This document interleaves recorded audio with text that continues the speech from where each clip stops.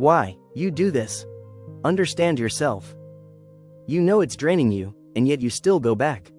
Not just once, not just sometimes, but over and over again. You tell yourself it's the last time. You tell yourself you'll stop tomorrow. You tell yourself you just need more control. But then the feeling comes back. That same pull, that same urge, and suddenly, you're there again. Even when it doesn't feel good anymore. Even when you're tired of it. So here's the real question. If you know exactly what it's doing to you, why does it still feel almost impossible to stop? Because by the end of this video, you'll see what's actually controlling this pattern, and how to break it without fighting yourself. This isn't just about scrolling. This isn't just about your phone. This isn't just about bad habits. This can be anything. Nicotine, food, porn, constant distraction, even people, anything you go to change how you feel. Because that's the key. You're not addicted to the thing itself. You're attached to what it gives you. And what it gives you is relief. And the more reliable that relief is, the stronger the attachment becomes. It always starts small. You feel something inside you. Maybe boredom, maybe stress, maybe restlessness, maybe something heavier you can't even explain. And instead of sitting in it, you reach for something.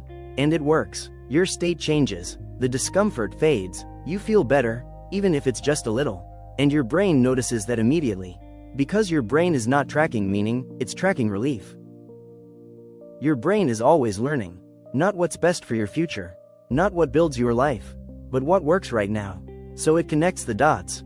When you feel discomfort, and then you escape, and then you feel relief, that pattern gets stored.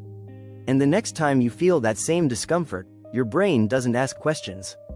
It sends you back, and every repetition makes that pathway faster and harder to interrupt. So when you ask yourself, why do I keep doing this? You're missing something important. You're not choosing this every time. You're reacting to a learned pattern. Because your brain has already decided, this is the fastest way to feel better. And the faster something works, the harder it is to resist. So it's not about willpower. It's about conditioning. And conditioned patterns don't break by force, they break by awareness and repetition. And over time, something shifts. You stop noticing the feeling first. You only notice the urge. You don't ask yourself what's wrong. You don't check in with yourself. You just feel the pull and follow it. It becomes automatic, like your body is moving before you think. And that's when it starts to feel like, I can't stop.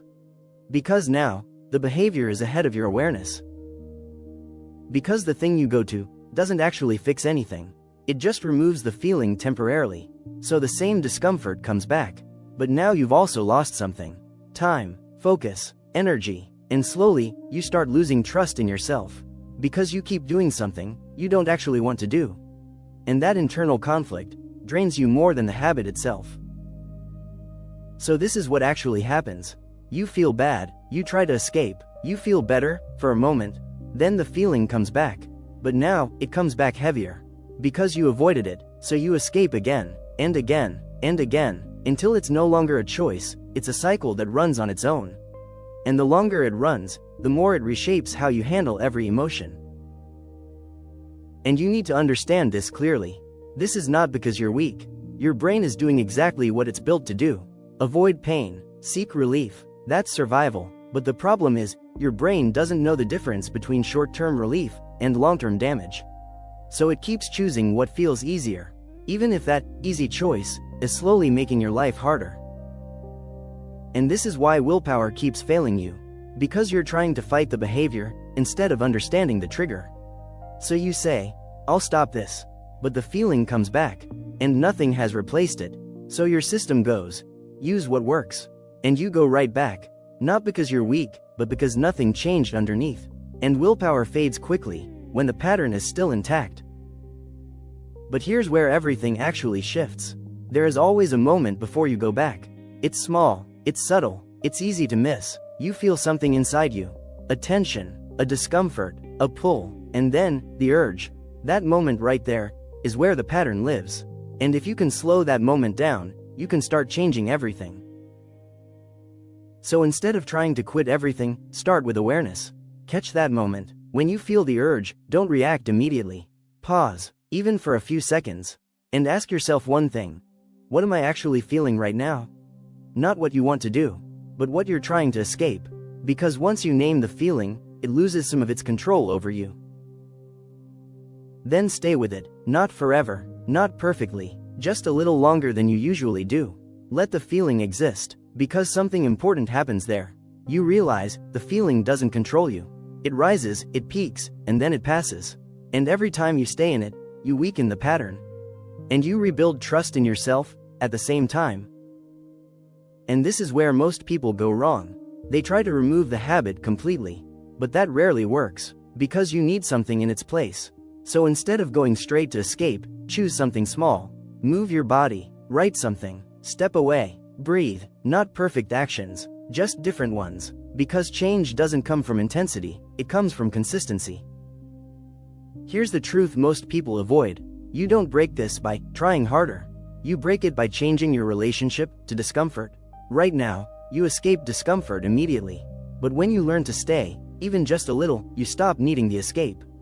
That's where control comes back. And the more you do that, the less power the habit has. Because now, you're not reacting anymore.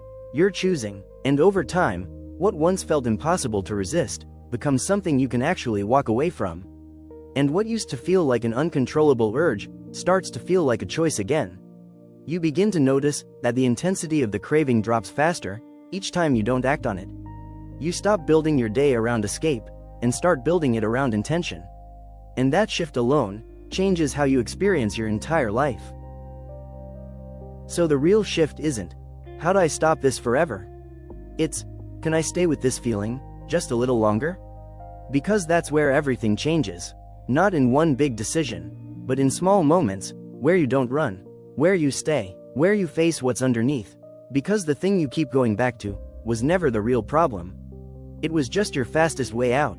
And if you keep choosing that fast escape, you slowly build a life that feels harder and harder to stay present in. But if you start facing those moments instead, you build a life where you don't need to escape at all. And that's when things that used to feel impossible start feeling manageable. That's when your focus comes back. That's when your energy stabilizes. That's when you finally feel like you're back in control of yourself. And not just reacting, but actually choosing what you do next. So here's the real question. What's one small thing that actually helped you get out of a bad loop, even just a little? You might help someone else more than you think.